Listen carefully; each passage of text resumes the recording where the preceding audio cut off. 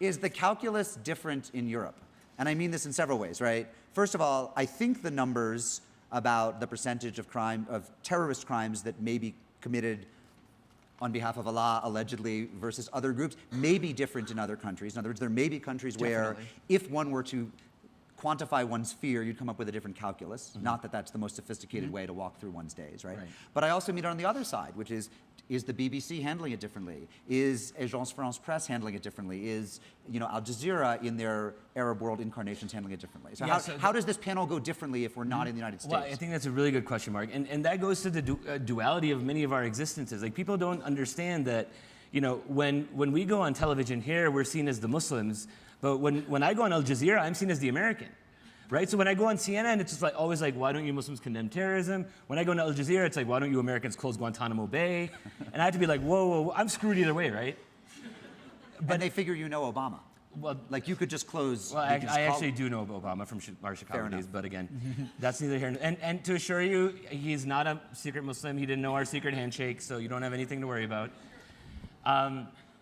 But there's a duality. I mean, even the media is not a monolith, right? European networks like the BBC will cover issues differently than we do here. Al Jazeera certainly covers things differently, sometimes for better or for worse.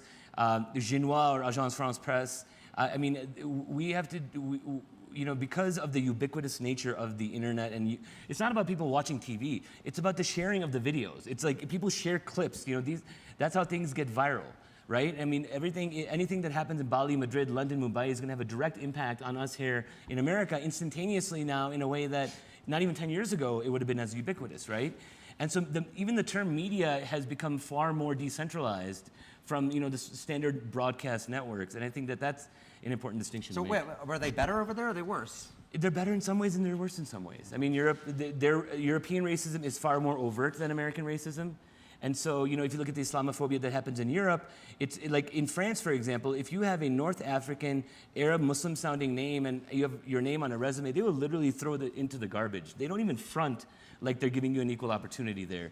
There are 25-30% unemployment rates in the banlieue of Paris that I've traveled to on behalf of the French Foreign Ministry after the social unrest in 2005. So not only is no religion monolithic, but even if you look at every paradigm, British Muslims are different than French Muslims, which are different than Dutch Muslims, which are different than American Muslims, which are different than Indonesian Muslims.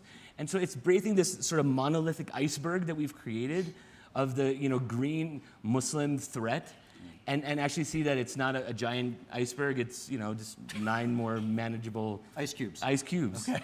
To add some numbers, so the percentage of terrorist attacks in Europe carried out in the name of Islam are in the single digits. That's according to the UN. So it's not this epidemic problem in Europe. However, when you look at media coverage, I think the real difference is in the United States, the focus is on security. So it's looking at the Muslim community through the security lens. And I think that there are actually some advantages to having it that way, because we can have a rational conversation with numbers on this issue of security. The problem actually in Europe is they're less worried, maybe they are a little bit more now, but traditionally over the past 15 years, less worried about security and more worried about Muslims being a cultural threat, a threat to European identity. And so when it gets to those kinds of things, it's much harder to have a rational conversation.